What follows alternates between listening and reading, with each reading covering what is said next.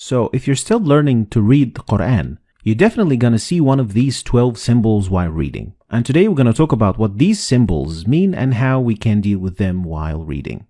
We're going to start with the first one. And it's a symbol that looks like meme. And it means you must stop while reading. Otherwise, the meaning of the ayah or the verse will change. So in this example, you should stop at the symbol by reading إنما يستجيب الذين يسمعون والموتى يبعثهم الله ثم إليه يرجعون. So we have to stop at the symbol of meme.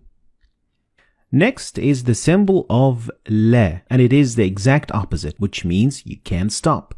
Like in this example. ما أنفقوا منا ولا أذى لهم أجرهم عند ربهم. So you can't stop here, and especially you can't start reading from after the sign. The three-dotted symbol means you can't stop at either of them, but you have to stop at one and not the other.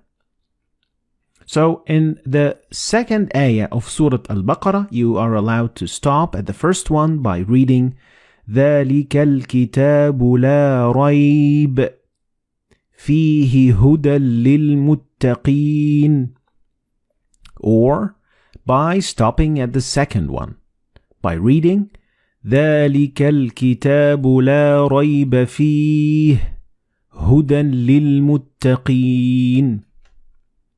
Next is the symbol that looks like the word sil, and it means you better keep going. You could basically compare it to 70% go, 30% don't go, and it means that it is better to keep reading. Like in the example, كَلَّا لَيُنبَذَنَّ فِي الْحُطَمَةِ. Next is the symbol of qil, which is the exact opposite of sil, and it means it is better to stop. So 70-30% to stop or to go. Like the example, وَأَيَّدْنَاهُ بِرُوحِ الْقُدُسِ أَفَكُلَّمَا جَاءَكُمْ رَسُولٌ. So it is better to stop at the sign. Next is the sign of Jim, and Jim gives you 50-50 percentage of going on stopping. They are equally the same. Like in the example, فَسَبِّحْ بِحَمْدِ رَبِّكَ وَاسْتَغْفِرْهِ إِنَّهُ كَانَ تَوَّابًا. Or you could just keep reading and it would be equally good.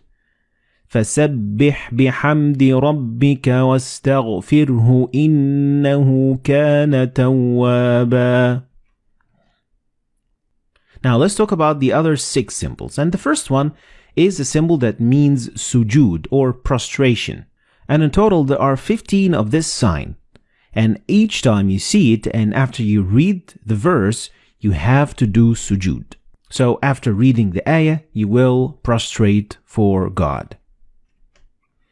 Next, the sign that looks like meme looks a little bit different than the other meme. So make sure you can distinguish between them because they mean two different things.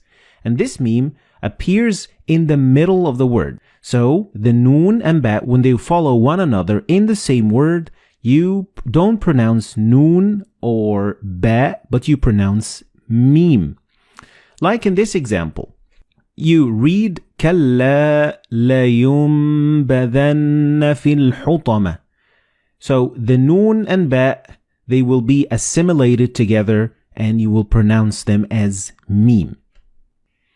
Next, this small sign that looks like alif, it is actually an alif and it is found so many times and it's used so many times in the Quran, and it means that this letter contains an alif of the long vowel.